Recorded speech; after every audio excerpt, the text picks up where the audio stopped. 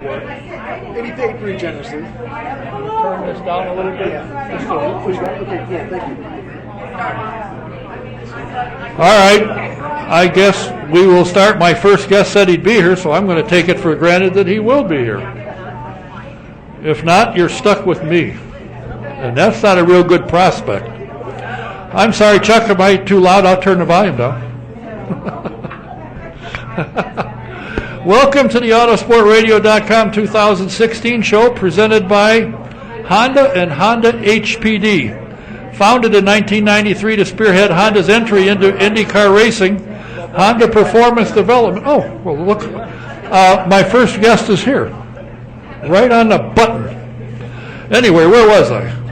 Founded in 1993 to spearhead Honda's entry into the IndyCar racing, Honda Performance Development has overseen successful racing efforts at all levels of the sport, from karting and quarter midgets to IndyCar and prototype sports cars. HPD offers race engines and competition products for professional, amateur, and entry-level racers. For more information, for products for the professional, for more information about HPD and the company's racing product lines, please visit hpd.honda.com. That's hpd.honda.com.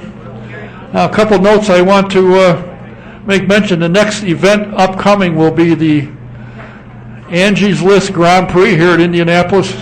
Also, we'll have the Freedom 100 upcoming, and of course the 100th running of the Indianapolis 500, all of it right here. I forgot to mention I went to the Long Beach race and spent some time in Manhattan Beach, and I went to a place you hear me talk about, the Fish Bar. Fabulous. And I met 6 or 7 people from Indianapolis that had never been to Long Beach before, and told them about the Fish Bar, which is right down the street from where we met them, and saw them at the race on Sunday, and they said they went fabulous. So if you ever get out to the West Coast, you got a chance, go to the Fish Bar out if you're in L.A., in Manhattan Beach. Great place. The Barber race, not bad. How many people watched it? How was it? It was a pretty good race, actually.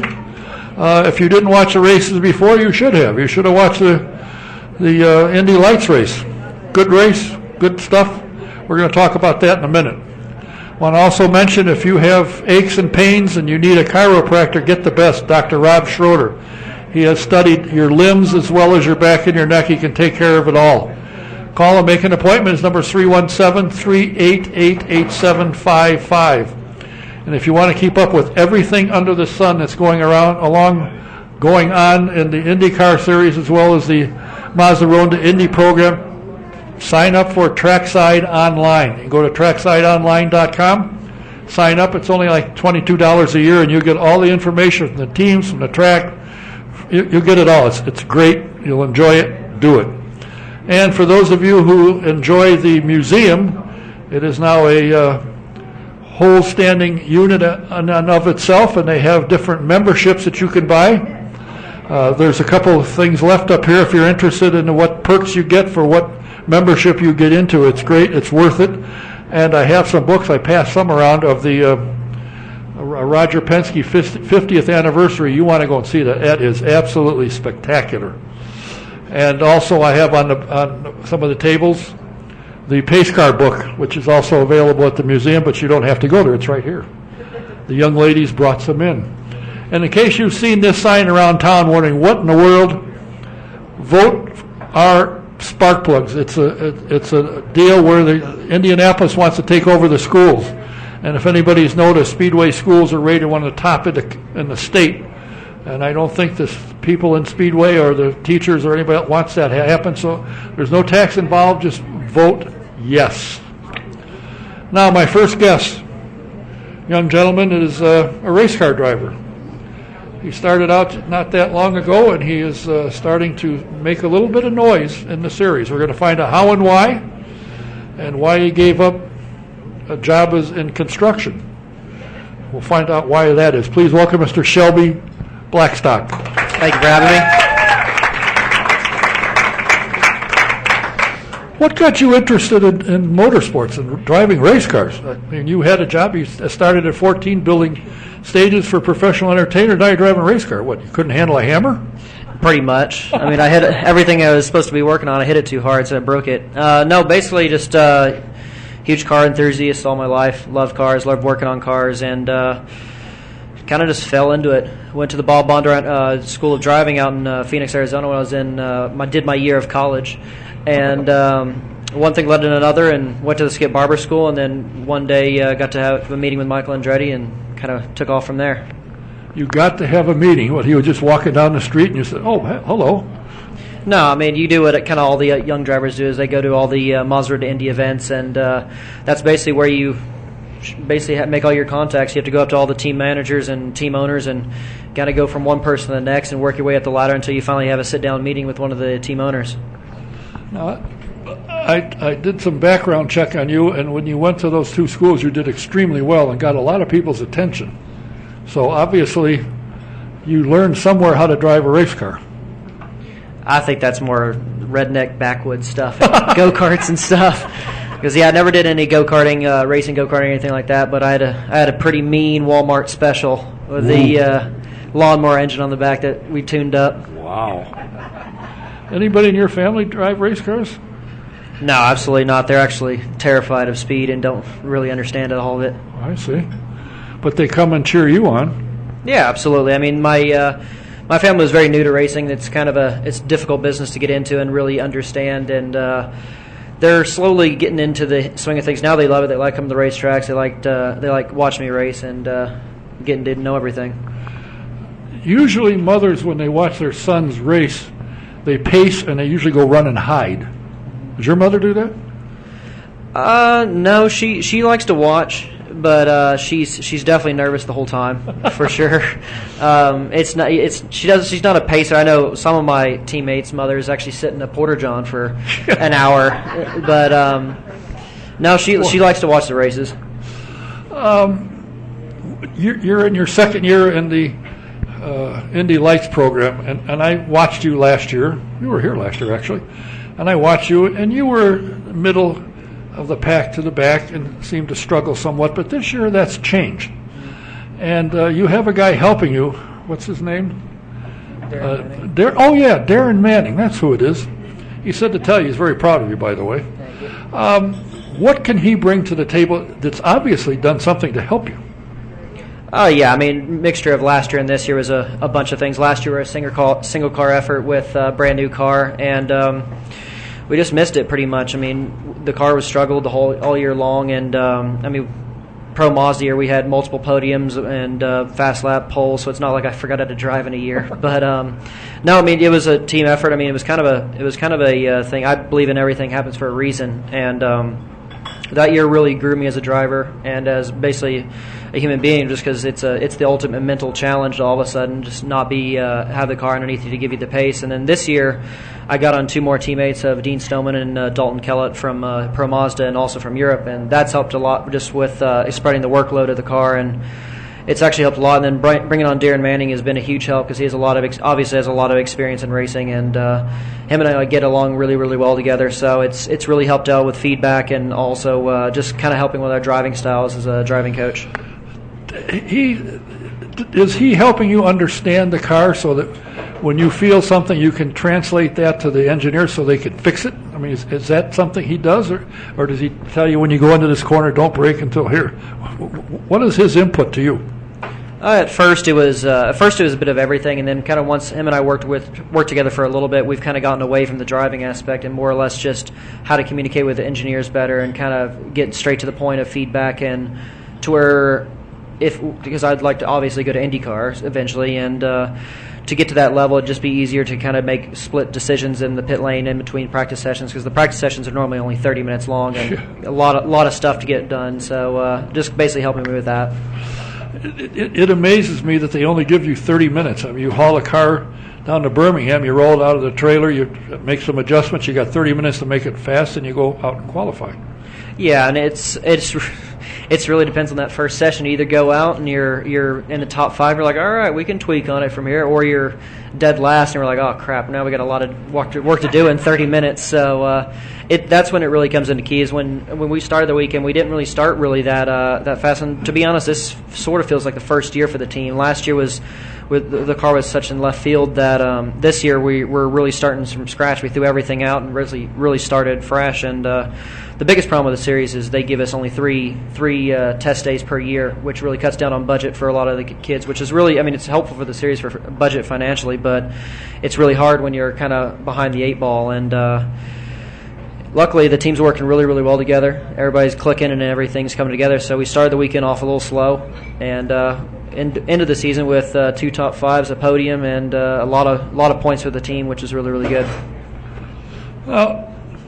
I noticed this weekend, I wasn't there, but I did not miss. I went on my computer watching and listening and seeing, and you're quick. You get behind the wheel of a car and you're fast. And you probably should have been on the pole or at the very least third to start the first race. But it appeared that you had a little bit of a problem with on your final run with the new tires. They didn't come in quick enough or something happened. But when it comes to driving a car, you're fast. Well, thank you. Which is the whole idea when you're racing, is you want to be fast. You got 16 cars running this year. Has that made a huge difference in the competition? Is pretty good.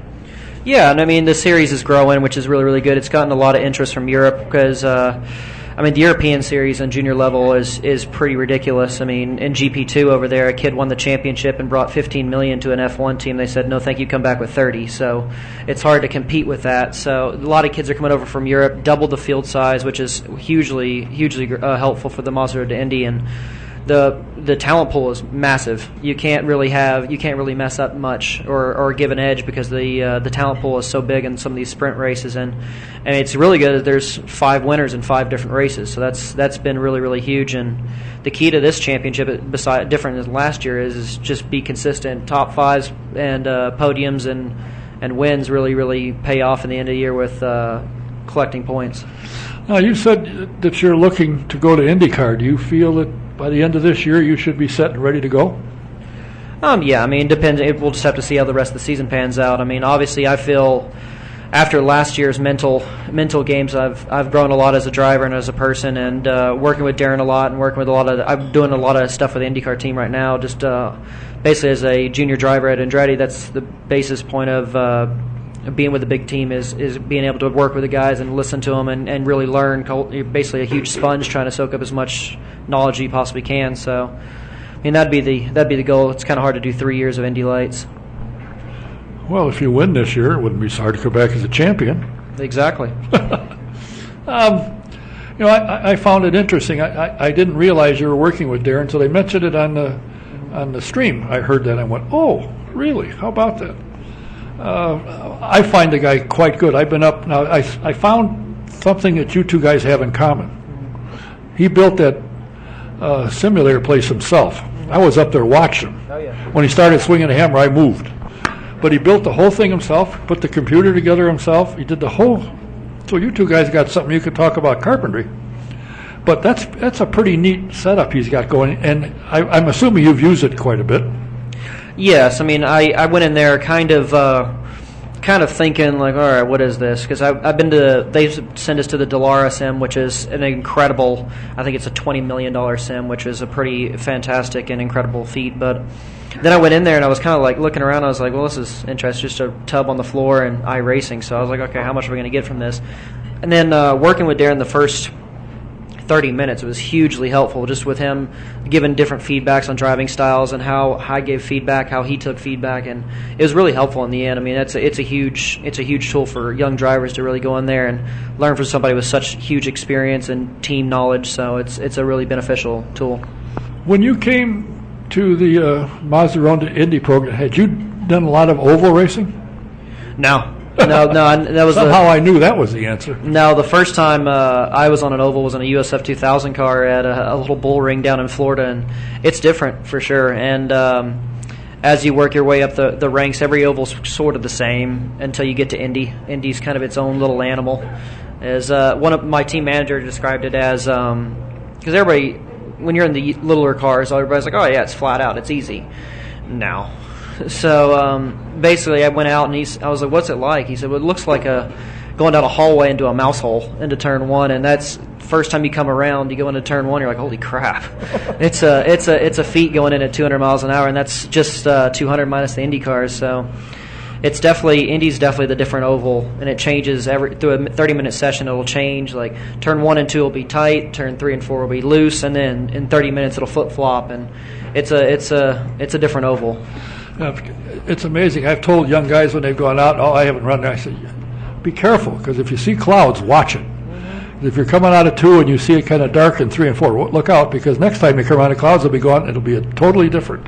And they come in and said, you were right. How does that happen? I don't know. I'm not a meteorologist, but all I know is after 55 or 60 years I've been here, I've heard that.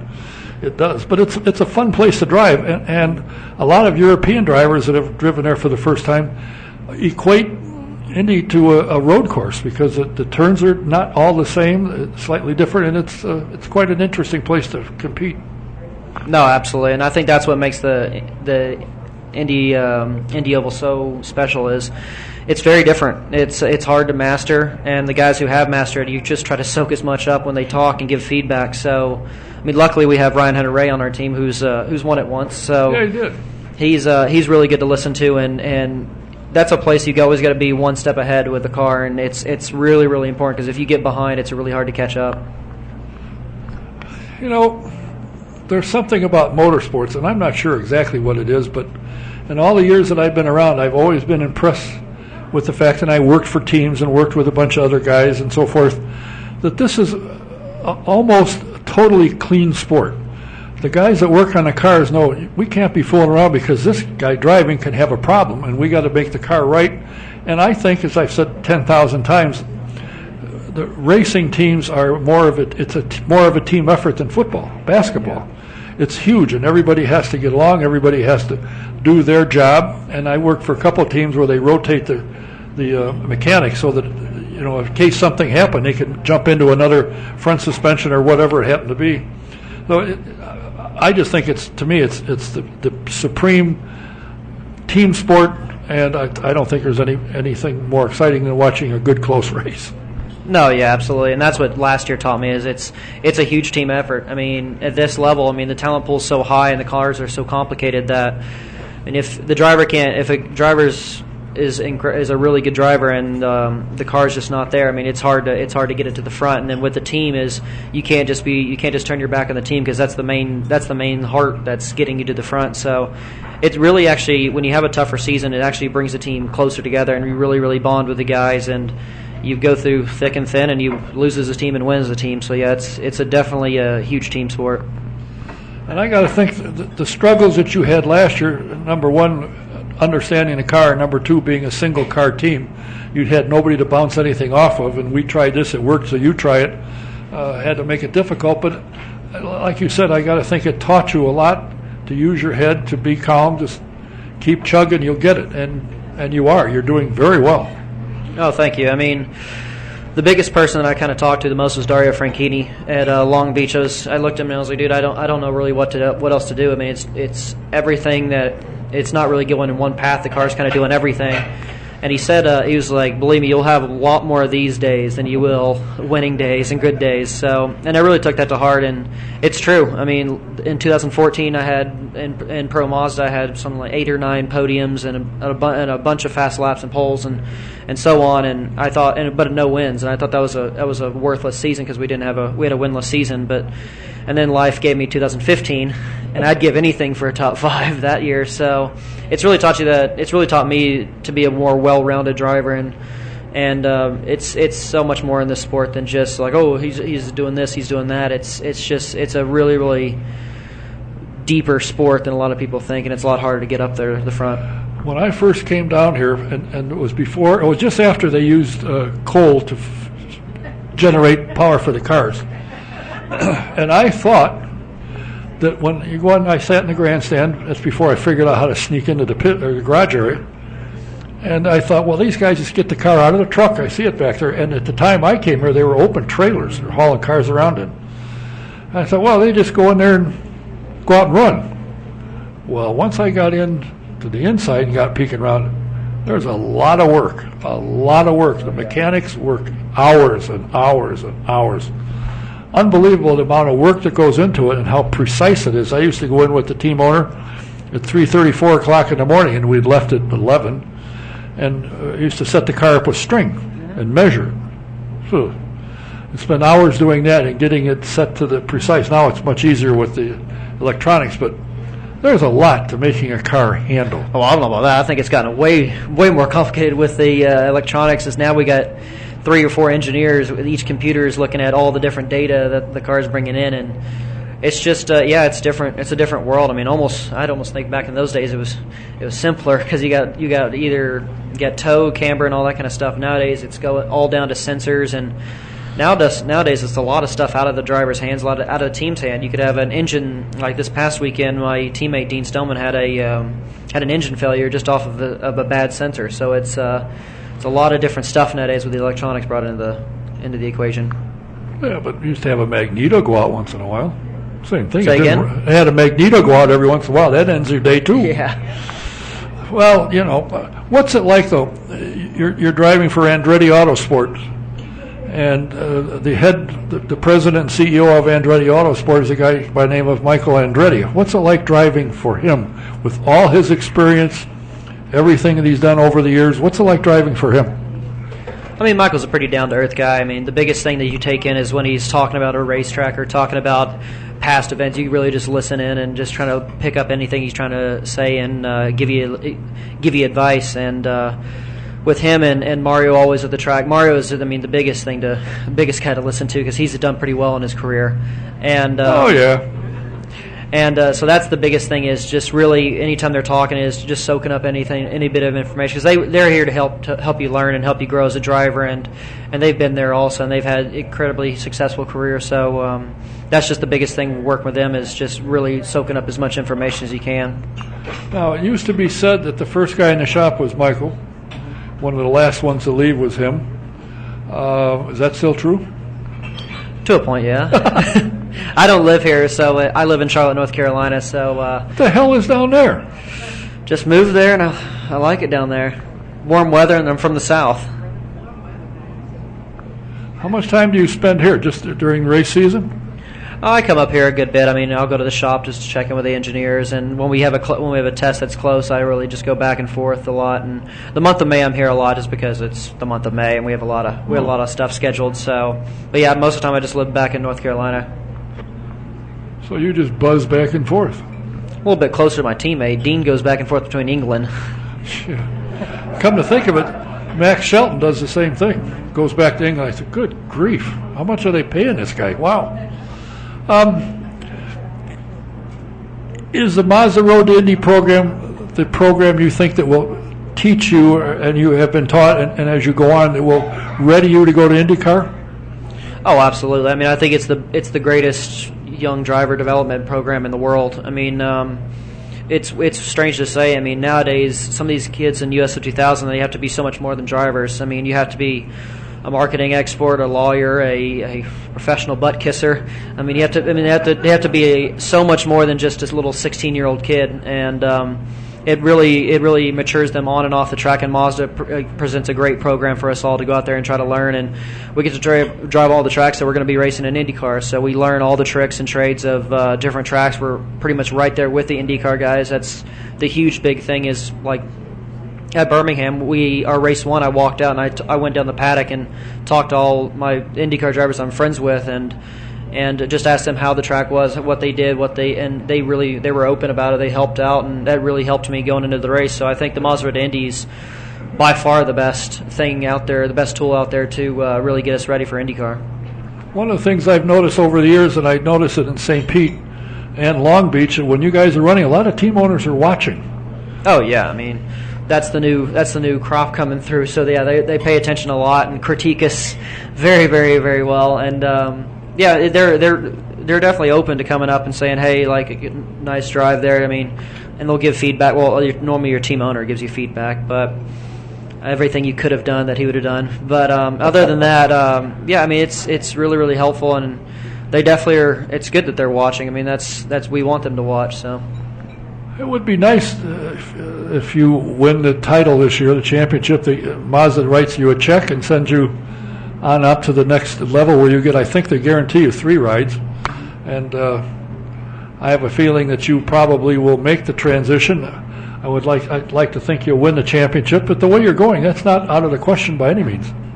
No, I mean, that's the biggest thing that the Maserati Indy's taught me is, it's racing. Anything's possible, especially with how the field is this year. 5 different winners in 5 races, and there really hasn't been much consistency from anybody, which is actually sort of a good thing. I mean, if you turn your season around and be as really, really consistent and get a bunch of points each weekend, there's a good chance you'll be there in the end, and in the end everything's possible. So I don't think anybody's going to run away with it, with the talent pool being so high. Well, last year Ed Jones took off and he won the first 3, and everybody thought, well, he's got it laced up. Well, from there on it went somewhat. Now he's got to win again, and he's back moving along. But I've watched you in St. Pete, and I don't see any reason that you can't compete at the highest level and take home that little trophy. Well, I hope so. I mean, St. Pete was a little rough. We qualified really, really well, and for how our season started from last year, and just stuff out of our control, and that's part of racing. Just racing got the best of us, and took those points, moved on. And Barber was a lot better. We had a 4th and a 5th, and we'll definitely take those points. And really, it's all about where you qualify. It's really, really hard to pass in these sprint races. We have pushed to pass, but the cars have the new Indy Lights car is generating so much downforce. It's really hard to get close, and that's the biggest thing is you have to qualify really well. And if you qualify really well, you can get up there as long as nothing out of your control happens. But yeah, that's just what we're focusing on going into the GP is qualify well and go home and get some points. Barber's is a really nice track. How was it to race on it? Because he built it originally for his motorcycles. So it's kind of narrow, and all these guys are always saying, well, it's hard to pass here, almost impossible. Somehow Montoya went from 21st to 5th. He had to pass somebody sometime along the way. Yeah, obviously that's Juan Pablo Montoya also, but he had a really good start. And the good news of things about those races, they have pit stops. His strategy comes in huge in those races, and it really changes the game. You can qualify horrible and not have the greatest car, but if you have a really good strategist, you can always be there.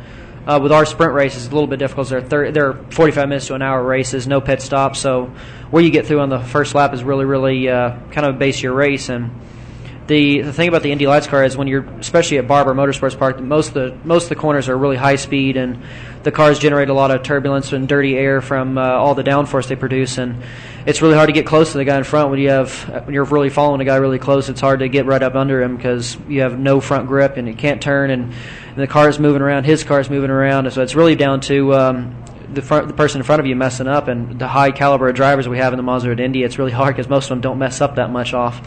So but it's always good racing. It's always racing each other really, really clean, or sometimes so as much as we can, but we try to put on a good show. Well, I'm sure you're aware that the last 2 years Bilardi has, I think his last two of the last 3 years, Dempsey won the race coming out of turn in 4th and won it. And I forget who won. Was it last year? Won also by thousandths of a second. So anything's possible. Yeah, absolutely. And I'm excited to see how we're going to race this year at the Speedway. It's a little different. We don't have weight jackers in these cars than we did in the old Indy Lights car, but it's definitely a different track. As long as you have a good race car and can keep the tires underneath you for the 100 laps, that's the biggest thing. Would you like to see a pit stop in there? Oh, well, yeah, I would love to. And there's been talk about it, but obviously it hasn't gone anywhere. Dan must have said no, or Cooper Tires said we're not going to supply him tires to make a stop. I don't know. Well, the biggest thing is most of the teams aren't equipped to do full-on pit stops. I mean, they could do them, but we don't. There's not. I think it's more of a safety guarantee deal with the Indy Lights cars, and yeah, it's really goes down to also budget. I mean, the race 100 laps, the tires do fall off depending on your setup and your downforce ratings, and that's basically what we learned last year. I mean, Schmidt went out, everybody else went out in qualifying spec, and Schmidt went out with a bunch of downforce on and then walked the field 1, 2, 3, 4. So it's really about just keeping the tires underneath and who can stay flat the longest. Are Cooper tires good? Will they last pretty well for 100 miles? Yeah, I mean last year the tire worked really, really well, and last year was the first year with the car, so it was really hard to determine what the tire can really handle. And some teams were a little bit more aggressive with setup and asked too much for the tire. Like Ed Jones last year, I think he lost a tire with 10 to go But my tires stayed underneath me. Most everybody else's tires stayed underneath me. And, I mean, you can only ask a tire to do so much, especially when it's a brand new car and you don't really know much about the tire construction or anything like that. So, yeah, they've proven that it's a good tire. It's lasted us all through the racing. So That's all you can ask. Yep, pretty Keep much. it going. But see, to me, that's something that's good to learn, how to manage your tires, because as much as I have said it, and not that much, but as much as people who can manage their tires and their fuel better than Scott Dixon, nobody. Yeah, absolutely, and that's really the biggest thing that we learned from watching the IndyCar guys is how he drives. Luckily, when you're watching a race, they normally have throttle sensors and brake sensors on the car, and you can really see how well Scott doesn't lose any speed when he's saving fuel or anything like that, which is really, really impressive to watch. And those races it's huge to keep your tires under. You can't just go out there and thrash the car around. You have to drive kind of to a minimum. You have to drive about 75-80% to keep your tires underneath you, and that's the biggest thing. Well, can you sing? Lord, no. So I tried once, and it was god awful. I see. And they put a hammer in your hand. That didn't work out real well either. No, not too well. Well, I think that you're on your way. That you've got the team now, obviously, and you've got a coach who's going to help you. And the improvement, I called Darren today, and I said, "Good grief, what have you done?" I mean, it's night and day. And he said, "Well, not that much. I mean, he can drive. He's fast." I said, in racing, that's probably a secret. You got to be fast. It helps. Does speed bother you when you get to the speedway? You're going 200, 210. Does that bother you? And you look in the mirror and there's some Hanyak right here. Does that bother you?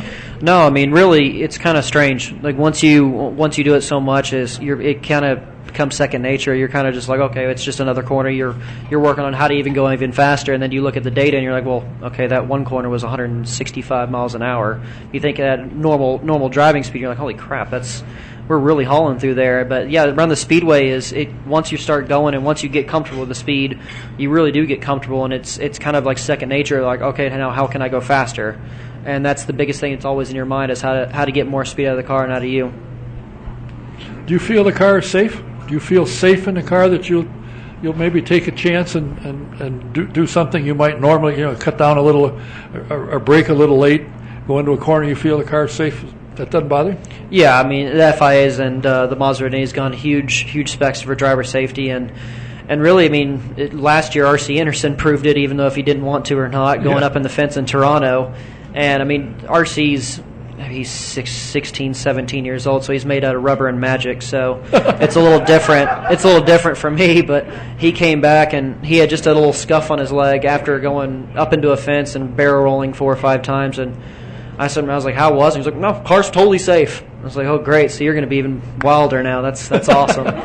So no, he's. I mean, the car is super safe. You feel super safe in him, and obviously it's racing. There's stuff out of your control, and that's shown in the past and in motorsports in general. But I mean, that's kind of the risk we take, and this is our passion, and this is what we want to do with our lives. So. Well, I'll tell you what, my passion is watching.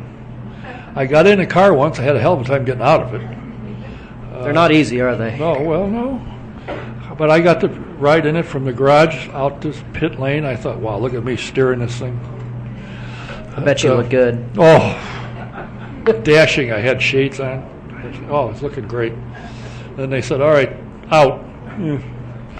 But I love the sport. I love the people in it. I think it's just a great sport, good people, all around stuff, from the guy that sweeps the floors in the shop to the engineers. They're all good.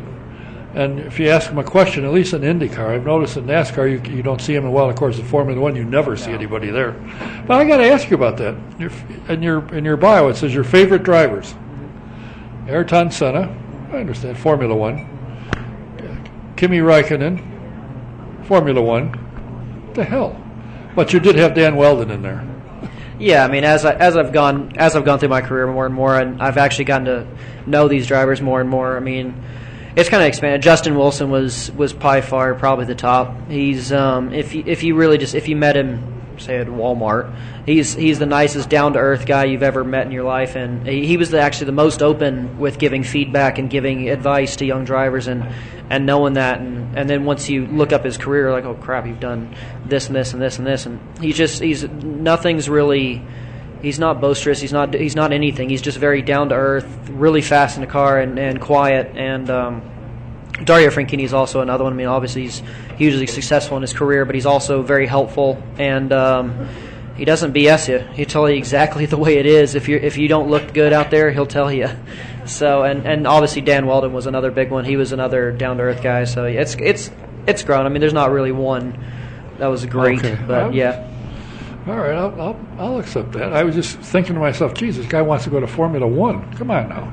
I mean, yeah, that's obviously, as kids growing up, you wanted to see the most ridiculous wild cars, and then once you get into racing, you learn more about it, and that's kind of, I think, why a lot of people go to IndyCar is IndyCars they're about the gnarliest cars out there to drive. I mean, I was talking to Will Power at Barber Motorsports Park, and the cars have so much downforce, and they're so fast, and with no power steering he said there's some corners you struggle to downshift quick enough because you're going so fast and the wheel's asking so much feedback from you. So if you want to challenge yourself speed-wise at a speedway or physically-wise, I mean, the IndyCar is the place to be.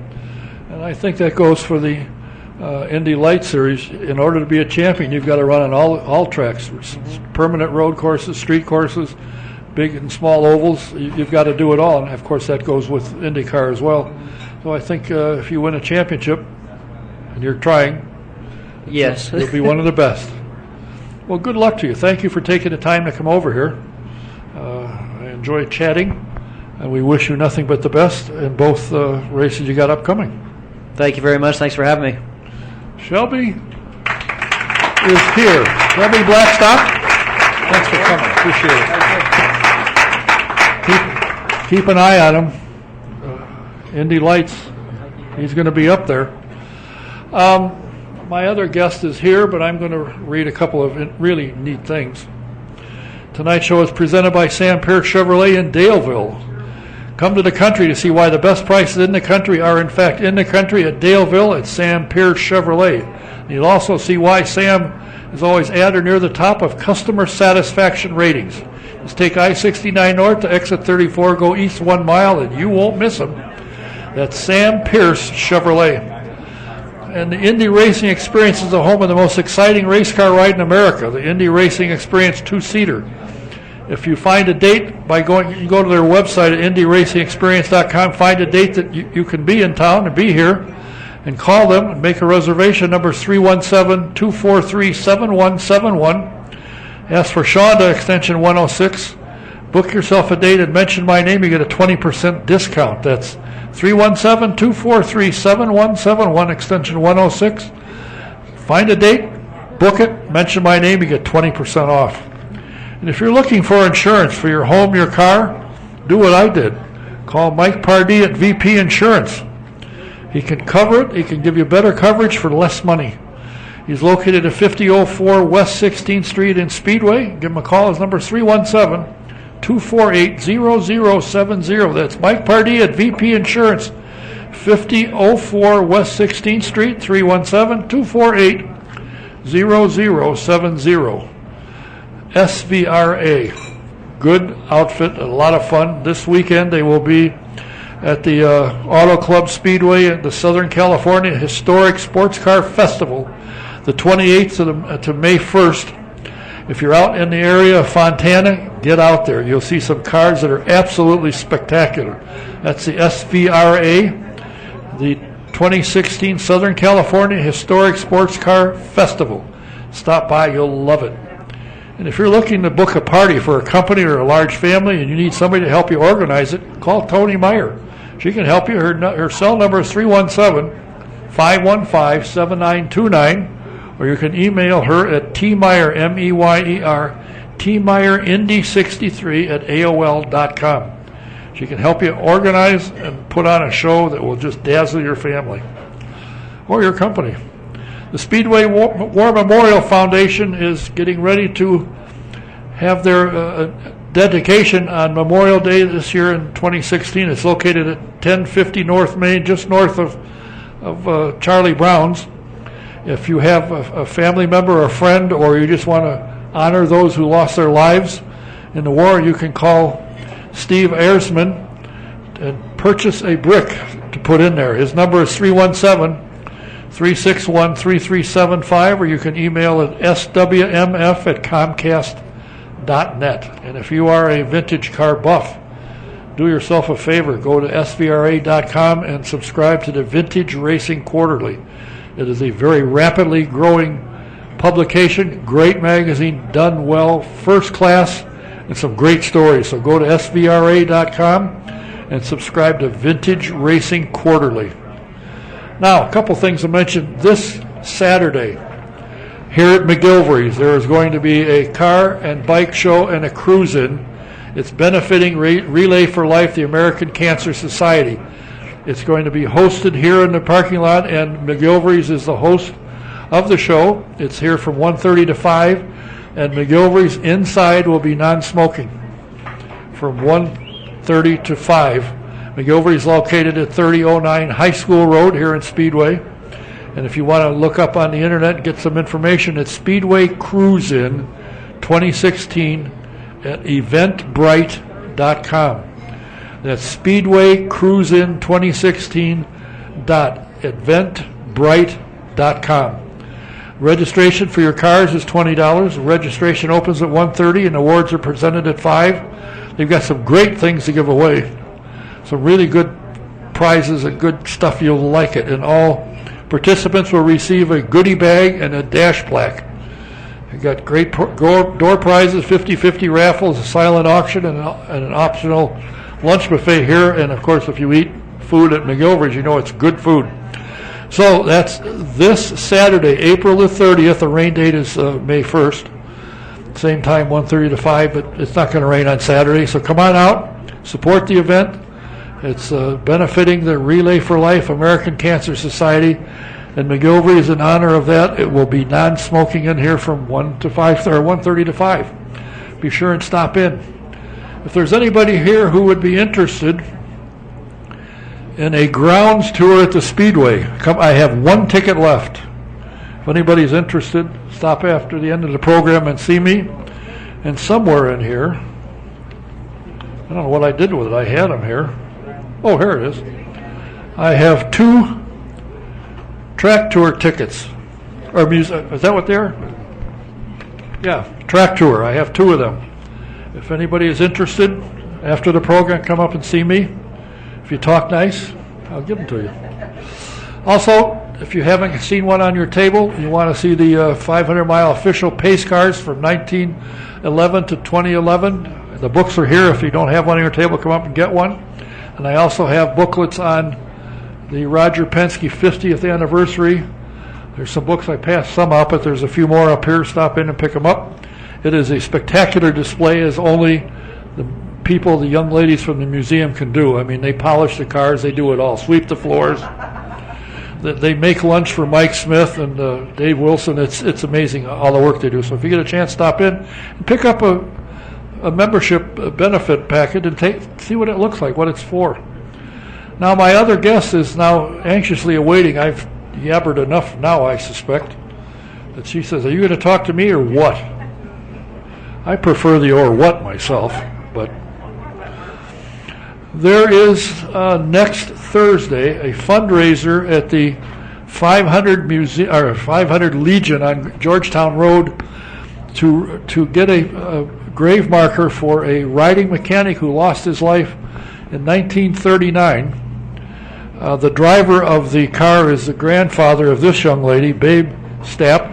He was injured, but Lawson Harris lost his life. And I saw a picture on Facebook or somewhere where you went out and found it. There's just a little thing there. I don't know how you found it in amongst the grass, but you did. And you're going to do something about it. So we're going to talk about what they're doing, why. And if anybody knows racing and sprint cars, they got to know the Stapp name. Please welcome Susannah Stapp. Thank you. I'm going to get into this winning crew chief thing in a minute, but what brought this to you? What brought this up? What made you decide to put this together? I learned about the Racers at Rest program through the National Sprint Car Hall of Fame Museum. They appropriate the money for the Racers at Rest. They have done several graves across the country, and they are just trying to honor the racers that died and have no markers. A lot of times they don't have a marker because they were killed away from where they live, and the family couldn't afford to get them back, so they were just buried wherever the racetrack was, and a lot of times they just didn't put up a marker. Sometimes they just didn't have the money. Lawson's case is a little different. He was not a pauper when he died. He was actually being paid for the tire test with Firestone, and he was here in Indianapolis.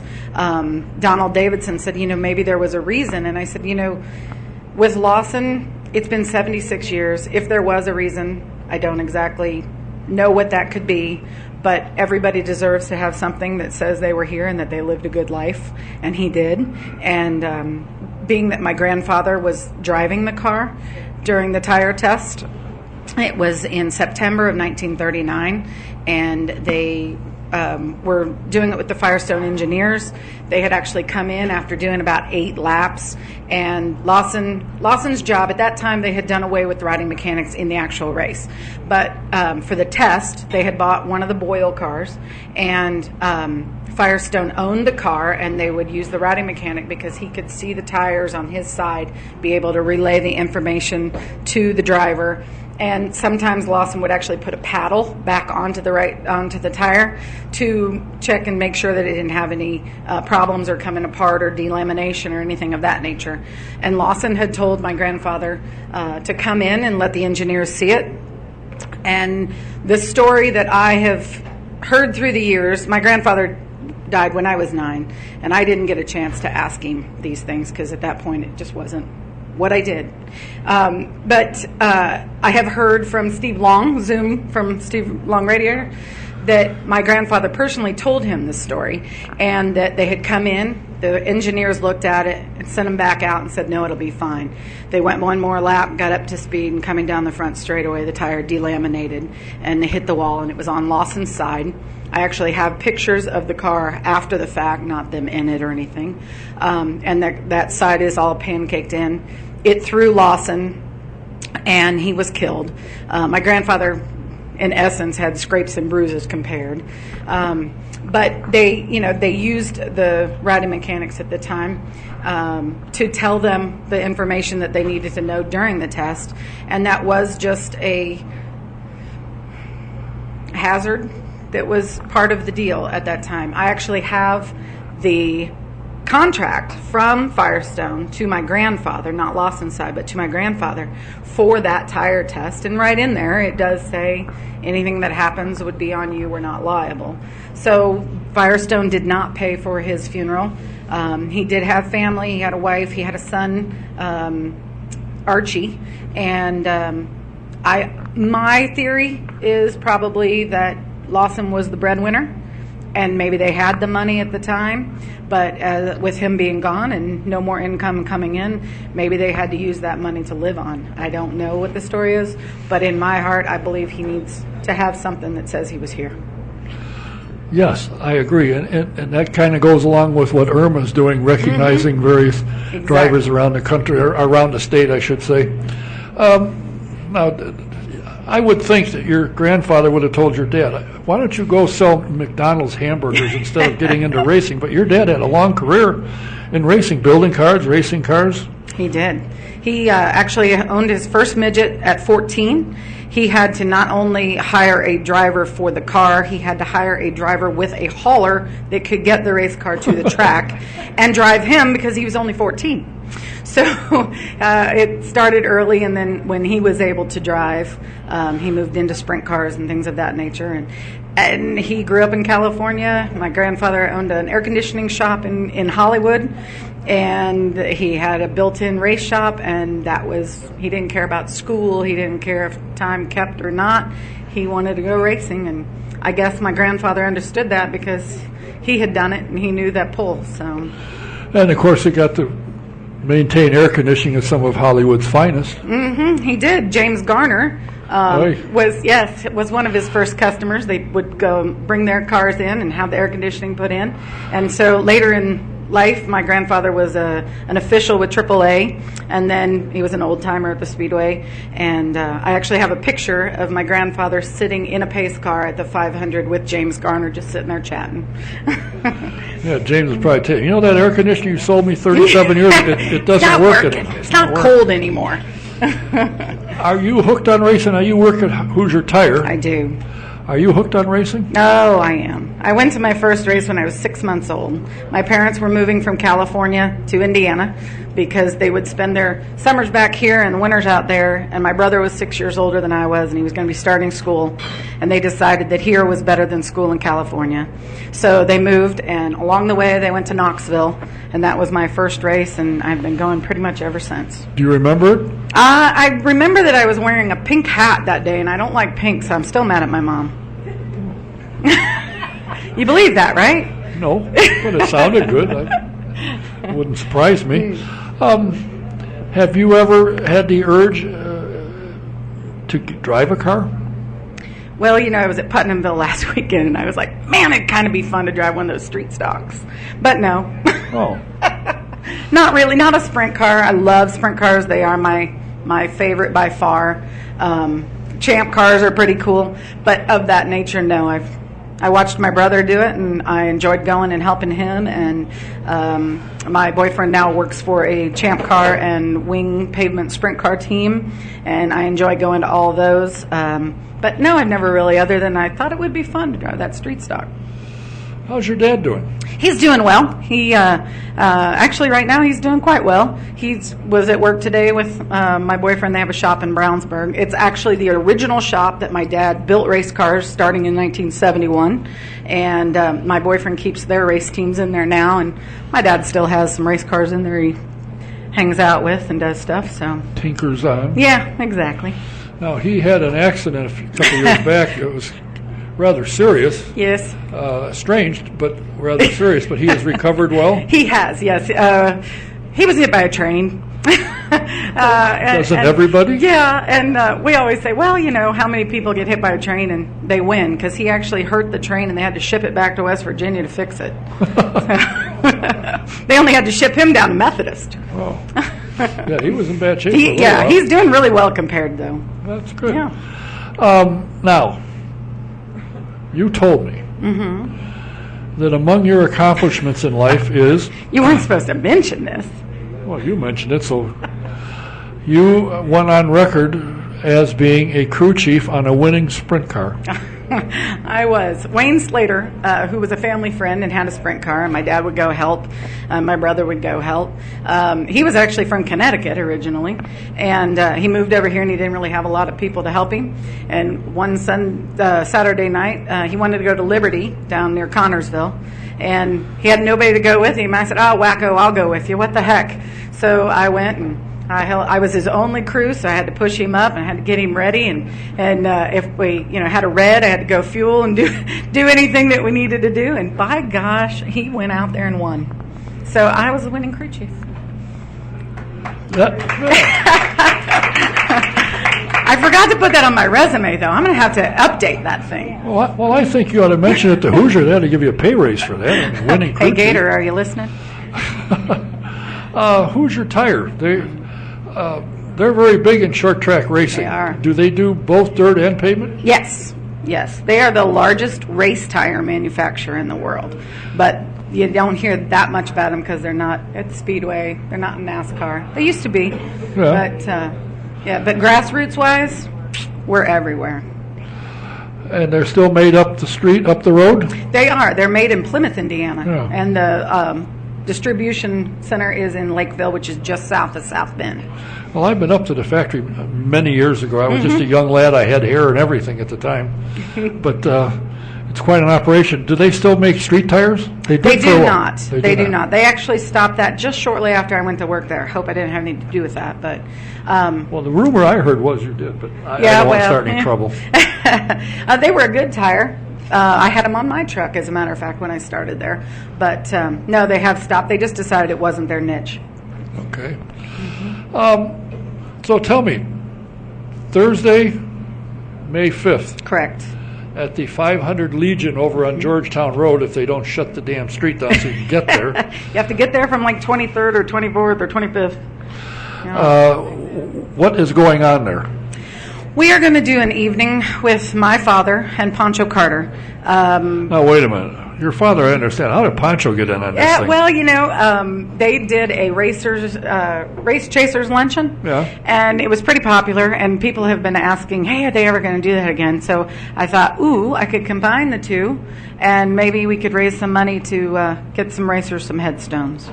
Good idea. Mm-hmm. Now, is Dave the King going to be host of this thing? He's not. As a matter of fact, good. Our MC is going to be Brian Gerster. He did the Harf banquet and did a fine job, and I called him and said, hey, would this be of interest to you? And he said, well, it's a Thursday night. I don't have to race. So sure, that would be cool. So I think he'll do a great job. Who else is going to be there besides your dad and Pancho? Well, there will be some other racers there. Kenneth Nichols, who's actually been helping my dad out, is coming. Is he back fooling around with cars? Oh, he's fooling around. I don't know how seriously, but yeah, the two of them hang out and work on stuff and have a good time. So, but we're going to do what we're going to do is we're going to have some pictures showing, and that way they can just ad lib and tell stories about things they remember as they see things to jog their memory, and then take questions from the audience if anybody has any questions about different time, different questions, anything's game. And Pancho, actually, I called him. He was in Florida. And he said, well, Suze, we're not coming home until May. And I actually called him to do another fundraiser for somebody else. And I called him back, and I said, May what? And he goes, well, I don't know. I said, May 5th by like 6 o'clock. And he said, well, Suze, what do I need to be home for? And I said, I could really use you to do this fundraiser for me.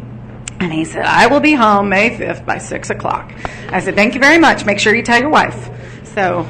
Well, if some lady comes up to you and starts wagging her finger... Carla may be ticked because she likes Florida a lot, but Pancho has always been good to me. He, if I've ever needed a thing, he has been there, and so I greatly appreciate him doing this with my dad.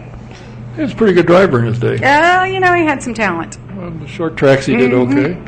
And the big track over there. Well, if you go to pit stop and you walk down the aisle heading to the outhouse, you'll see him doing his upside down trick. And that's quite clever, actually. The dinner is going to starts at what, 6:30? Yep, the doors open at 6. We're going to have a spaghetti dinner. It could have been fried chicken, but we thought everybody has fried chicken, so we're going to have a little spaghetti dinner. And dinner will be at 6:30, and then the show to follow thereafter. And you have some tickets here just I do. By accident. Coincidentally. Yeah, since I said you ought to bring some so I can buy one. I don't want to. And you did. So if anybody is interested, she has some tickets. They're only $20. It's a good cause. Come on over and raise hell at the 500 Legion Hall. Have a good time. And they probably sell adult beverages, don't they? I think that they do. Really? Oh, that's disgusting. Really? Cheap and good. Oh, is it cold? I think so. Okay. Yeah. All right. So... Did your dad, how old was he in 1939? I mean, He was not born yet. Yeah, My well, dad neither wasn't was born I. until 40. Oh, he was a kid. Yeah. 76 is a kid, but, or 75, I guess, this year. He'll be 76. Well, this happened in September, and I was born in October, so I wasn't there. Oh, well, see, there you go. My grandfather's last year at the Speedway was 1940, and he actually was... He didn't qualify, but he drove for Shorty Cantlin because Shorty had had a little too much fun the night before and was feeling under the weather. So they asked my grandfather if he would fill in, and so he stepped in, and that was the last year that he drove with the intentions that he knew my dad was going to be born in August, and that was his promise that he had made that he would stop driving at that point. He was on August 8th. He was firing off a midget in California for a guy who happened to be a firefighter. Fuel lines came off. He was burned badly on about 70% of his body. Oh, jeez. And my father was born on the 14th of August, and when my grandmother went into labor, they actually told her to not expect to have a father for the baby. And so he did survive, and he actually lived to be 78. And after my dad and my mom and everybody moved here in 71, my grandparents followed in 73 because my dad was an only child. And my grandfather enjoyed his grandchildren. My brother was quite his best friend. And so they moved out here, and they lived here until they both passed away in Brownsburg. He owned the car wash in Brownsburg, and that was his career after moving here. Sure. He puts air conditioning in James Gardner's car, then he washes the damn And thing he when washes. he brought it. Yeah. It was pretty lucrative, though, because we gave all the cops in town free car washes. And then when we got our driver's license, especially my brother Andy with his heavy foot, it worked out well, because we'd say, "Don't you need a car wash for that beautiful cruiser?" Now, really? All right, well, it's Thursday, May 5th at the 500 Legion on Georgetown Road. I mean, these ladies will be there first in line for spaghetti, I'll guarantee it. And the French Connection loves spaghetti. There you go. So France is close to Italy, yeah. yeah, it's not that far away. Well, I appreciate you taking the time. I hope it's successful. I will buy a ticket. Don't leave until you sell me one. Okay. And I will show up. You want to go? Woohoo, we get to sell two. Oh, boy. Save an extra ticket. I don't have enough for two, but I'll buy one to Not start a problem. with. All right. I appreciate it. Remember, again, May the 5th, Thursday night, 6 o'clock, they open the doors at the 500 Legion. Check it out and help raise funds to get Lawson Harris a stone. Yes. How did you find it? You showed a picture of his thing in there amongst the grass and everything. Is there a little stone that says his name? No, there is not. Steve Estes is the founder of the Racers at Rest organization, and he did immense amount of research, not only for Lawson, but for so many racers. There is a list on the website of racersatrest.com. And there are 6 actually in Indiana that have no markers. So my ultimate goal will be to get all 6 of them a marker, but we're starting with Lawson because I had a family connection. But Steve actually did an extensive amount of work, and he was able to find from the records of the cemetery where he's located, and he's located in section 95 in plot number 780. So it was a beautiful Saturday, and I drove out there, and I said, I need to find this gentleman. And they did their research and came back and said, all right, you need to go here and look for these 3 stones in a row and then walk 8 rows in, and by gosh, if he's not right there. So it was an overwhelming moment for me, actually. So he was right where he was supposed to be. Well, it's kind of hard to move once you can't really go anywhere. You know, people are dying to get in there. Yeah, that's the other problem. Yeah. And they put a fence around it on top of it. Now, is there room between it? It looked like it's kind of close. It's a very old section, and the graves are very close. But yes, there is room. They have strict requirements for what size the headstone can be, and Bush Monuments in Bedford, Indiana, which Tom Bush used to drive sprint cars and know him through Hoosier Tire.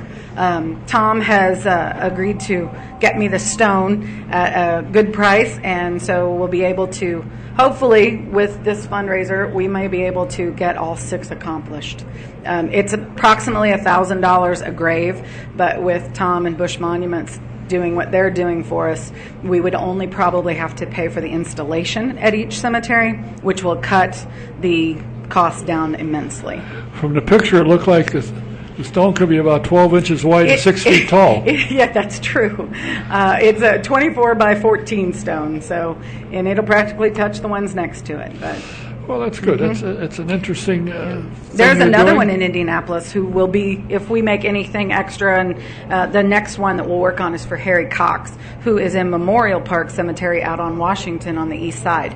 And I have his location, and I have talked to them, and they have told me the same size, and Tom is willing to make us a headstone for him as well. And what did he do? He was also a riding mechanic who I believe died in 32. So, yeah. That happened a lot back in the It did, in the yes. day. Mm-hmm. And your grandfather was lucky that He was. He actually lived a long life and a long career, and he had some successes out there. He led many times. He had a lot of mechanical trouble, but he finished 5th in 1939 and in an Alfa Romeo, and that was his best finish. But he had some good runs. and in 1939 finishing 5th probably paid $11.80. Now you get $750,000 Yeah. at that time. Well, I He thank did win a board track race at Charlotte, though. Oh, that he jeez. $7,100 Wow. back then. That's a Well, that was a boatload. that's a mint. Yeah. Well, thank you for your time. Thank you you. for your effort. Thank you. And hopefully you will come on out to the Please come join 500 us. Legion. It's only $20 for a good meal and listen to Pancho telling stories and Steve Stapp telling some of his. It should be a time. good BS session. Yes. All right. Thank you for coming. Thank you. Susannah Stapp.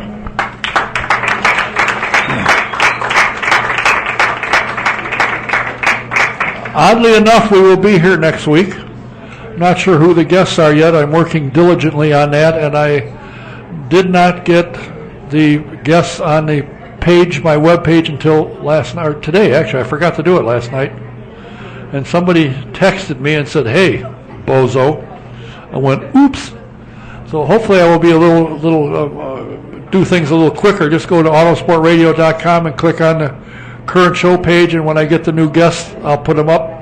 So thanks for coming, thanks for watching, thanks for being here. Until next week, Don Kay saying good night. See you next week.